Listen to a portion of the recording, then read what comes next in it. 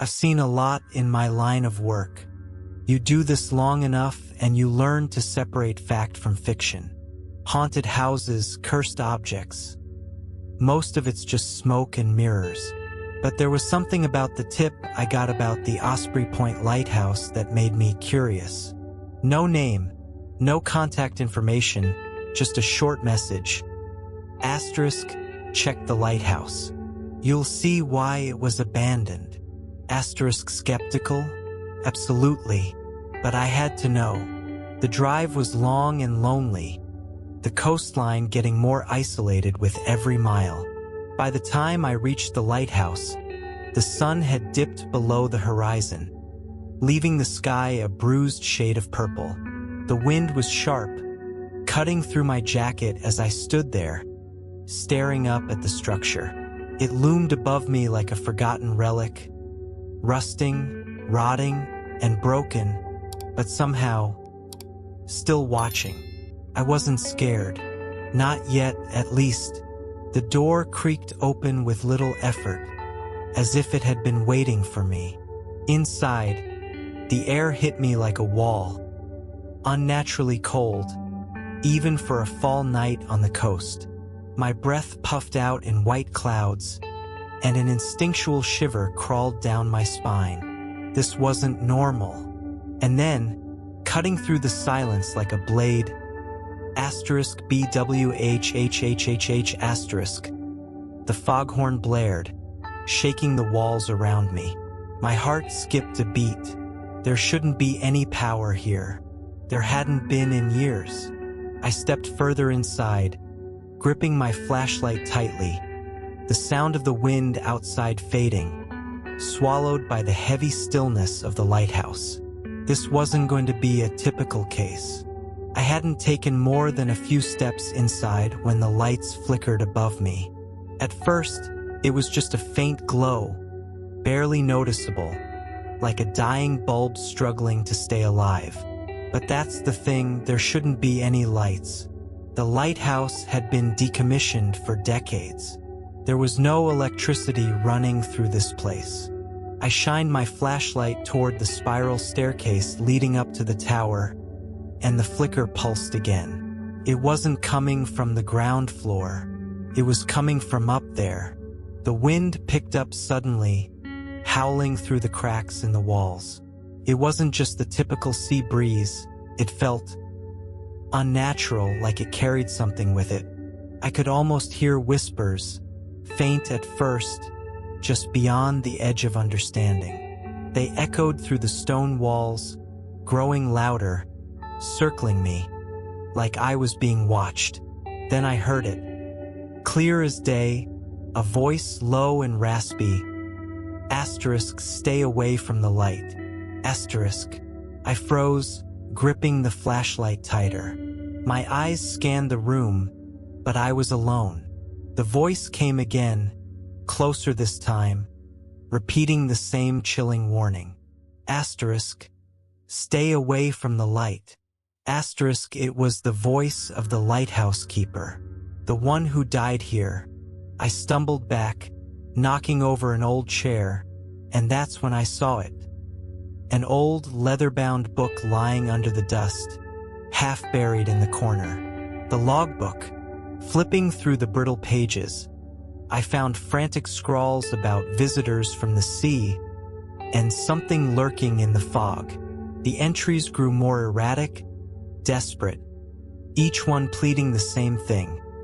Stay away from the light. I couldn't tear my eyes away from the logbook. The entries became more frantic the deeper I read. At first, they were just odd observations. Strange figures seen near the shore, lights appearing on the water when there were no boats in sight. But then they grew darker. The keeper wasn't losing his mind, he was trying to warn himself. He wrote of hearing voices, feeling watched, just like I was now. The pages were filled with the same desperate words, over and over. Stay away from the light. Suddenly, the room darkened. Shadows stretched along the walls, shifting unnaturally, like they had a mind of their own. I blinked, trying to focus, but they moved just out of sight. I felt something behind me, just a shift in the air. But when I turned, there was nothing. And then the foghorn blasted again. It was deafening this time, impossibly loud, like it was right above me, even though the tower was empty. I flinched, dropping the logbook as the sound reverberated through the stone walls. And that's when I saw it. The last entry, hastily scrawled, barely legible. The light, it's not a beacon, it's a trap. Something comes with the fog, calls them from the sea. They think it guides them to safety, but it takes them, the ships and the souls. I'm next. Whoever reads this, don't go near the light. My heart raced as the foghorn blared again, this time closer. Too close. The keeper wasn't insane. He was trying to survive. And now, whatever took him was coming for me. The moment I read the last entry, I knew I had to leave. The air around me thickened, pressing down like a weight. I shoved the logbook into my bag and bolted for the door. But when I stepped outside, the fog had rolled in, thick and impenetrable. I could barely see a few feet in front of me. The cold gnawed at my skin, but it was the voice that froze me in place. It's coming. The keeper's voice, more frantic now. Run! My legs moved on instinct. I stumbled down the rocky path, but the fog was disorienting, swirling around me, cutting off every direction. The wind howled, carrying that same warning. It's coming. It's here. That's when I saw it. At the edge of the shore, emerging from the water, was a figure. Dark, twisted, more shadow than man. Its eyes, if they were eyes, glowed faintly, like dim embers in the fog. It moved slowly, purposefully, dragging something with it. Something unseen, but I felt it all the same. A deep, primal fear took hold of me. I turned to run, but the fog closed in, suffocating, and then the lighthouse light flared to life. Brilliant and blinding, it swept across the coastline, pulling me toward the tower like gravity itself. My feet moved against my will, every step taking me closer to the light. I tried to fight it, but the pull was too strong. In the distance, I could still hear the keeper's voice, now faint, barely audible over the roar of the waves and the blare of the foghorn. You can't escape. You're the next keeper now. I stopped, and in that moment I knew the truth. I had become part of the lighthouse, part of its endless cycle, trapped just like the keeper before me. I remember the day I moved into the old apartment building on the north side of Chicago. It had this strange charm: worn, creaky floors, chipped paint on the walls, and a faint smell of age that seemed to hang in the air. The place wasn't fancy, but it had character, and more importantly, the rent was something I could actually afford. The landlord, Mr. Harris, was this quiet, older guy who didn't say much beyond the usual pleasantries. He handed me the keys with a half smile and, almost as an afterthought, mentioned that the top floor had been empty for years. There was a tragic accident, he said, not meeting my eyes. Hasn't been rented since. He didn't elaborate, and I didn't push. I figured some things were better left unsaid. The first few nights were fine. Uneventful, really. I unpacked, settled in, tried to make the space my own. But after a few days, I started hearing noises coming from the apartment above me. Footsteps, the sound of furniture being dragged across the floor, always late at night. At first, I thought someone must have moved in without me noticing, or maybe the landlord was mistaken about it being empty. I mentioned the noises to a neighbor one morning, a woman in her 50s who lived down the hall. She waved it off, telling me the building was old and creaky, that I shouldn't worry about it. "You get used to it," she said with a shrug. But I wasn't so sure. The sounds didn't feel random. They felt deliberate. The noises from upstairs got worse. Every night now, like clockwork, I'd hear the same slow, deliberate footsteps, followed by the sound of furniture scraping against the floor. It was too rhythmic, too consistent to be the building settling. I tried to convince myself that Mr. Harris was just wrong. Maybe someone had moved in and he hadn't updated the records. That was the only explanation that made sense. But the more I thought about it, the less convinced I became. Then the strange objects started appearing. At first, it was just a key. An old brass key I found on my kitchen counter one morning. I didn't think much of it. Maybe I'd dropped it somewhere, though it didn't look like any key I owned. A few days later, there were glasses, round and old-fashioned, perched neatly on the windowsill in my bedroom.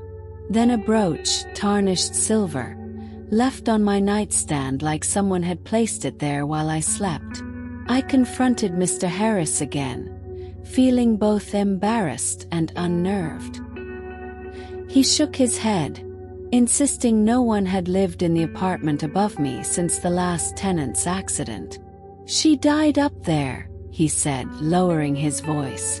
"No one's been in or out since. It's locked tight." His words left a cold knot in my stomach.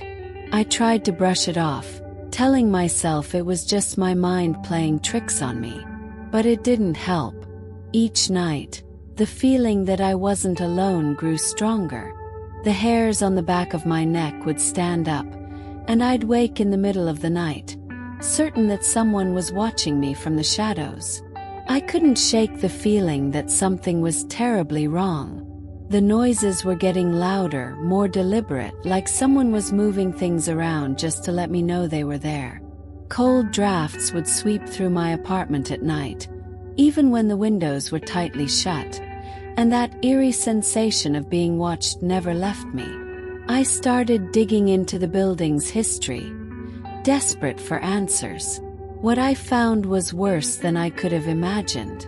There had been several tenants before me, all living on different floors, and nearly all of them had either died under strange circumstances or disappeared entirely. The police reports were vague, mentioning accidents, natural causes, or just cold cases with no clear conclusions. The more I read, the more my heart pounded. No one had lasted long in this building, and the deaths always seemed to circle back to the top floor. Paranoia set in hard. Every creak, every draft felt like a warning. My apartment no longer felt like a home but a waiting room for something far worse. One night, after another restless evening of listening to the endless footsteps above, I heard something different. A door creaking open. I couldn't ignore it. Trembling, I stepped into the hallway, my eyes darting up to the landing. The door to the apartment above me, supposedly locked for years, was ajar. I didn't know what I was thinking, but I couldn't stop myself. I climbed the stairs slowly, my breath coming in shallow bursts. Inside, the air was thick, oppressive. The apartment looked untouched, like time had frozen the moment that tenant had died.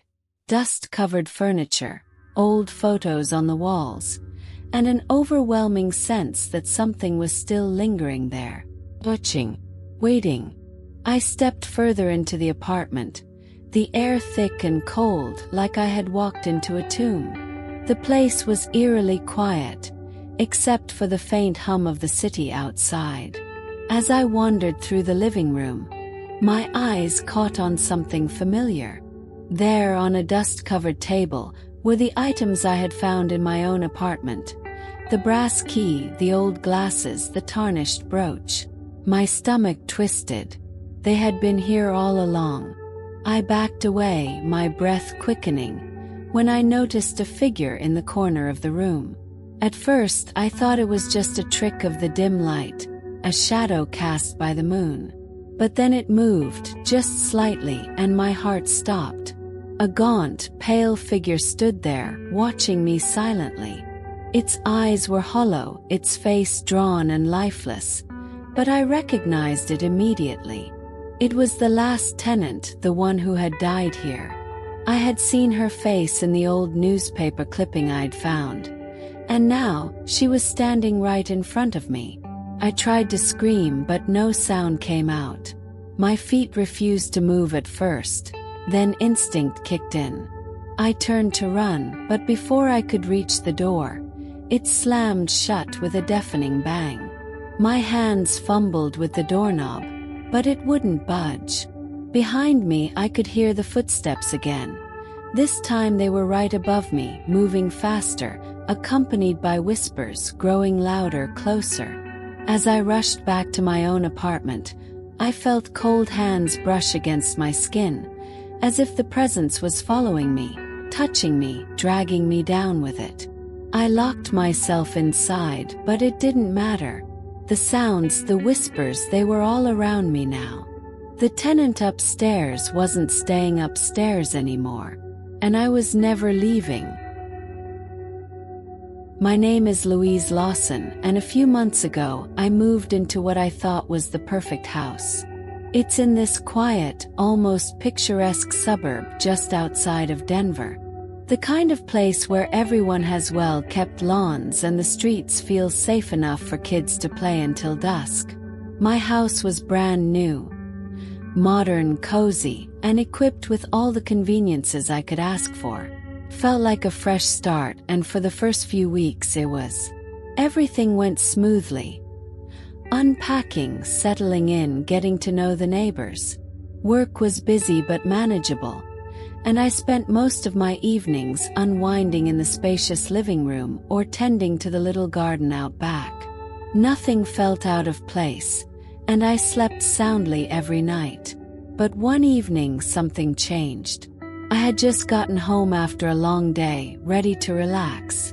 I walked down the hallway toward my bedroom when I saw it. A door. A door I was absolutely certain hadn't been there before. It stood at the end of the hall, plain and unremarkable, but I couldn't shake the feeling that it wasn't supposed to be there. Curious, I opened it. Inside was a small, empty room. Completely bare but cold. Unnaturally cold. I stood there for a moment, trying to understand why I hadn't noticed it before.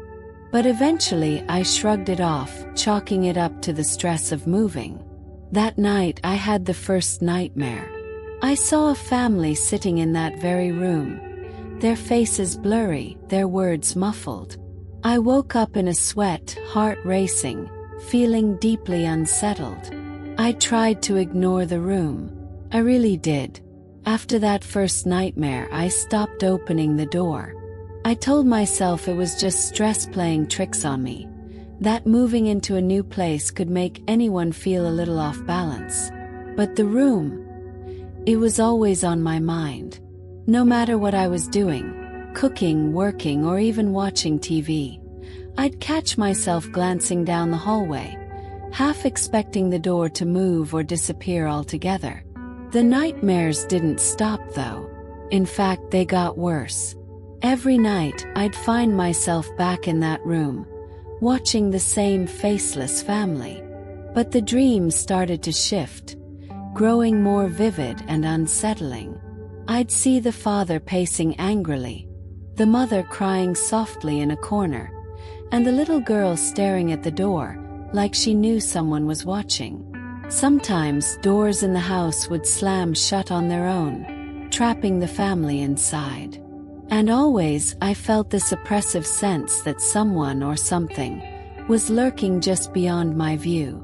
I avoided going near the room, but the house itself began to feel different. Cold drafts would blow through the hallway, even when all the windows were shut. I'd hear faint crying at odd hours, just beyond the door. Worse, I'd catch whispers, soft, indecipherable, like someone was right behind me, speaking just out of earshot. I couldn't shake the feeling that the room was connected to something dark.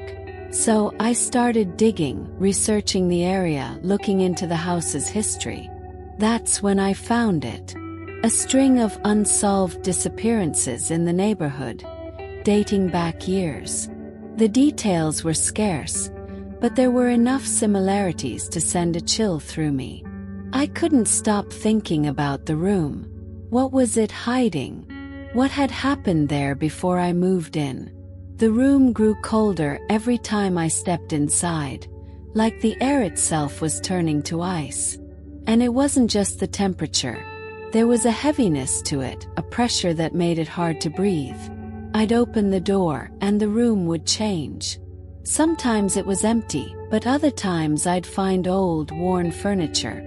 An armchair in one corner, a cracked mirror on the wall, or a broken lamp lying on the floor.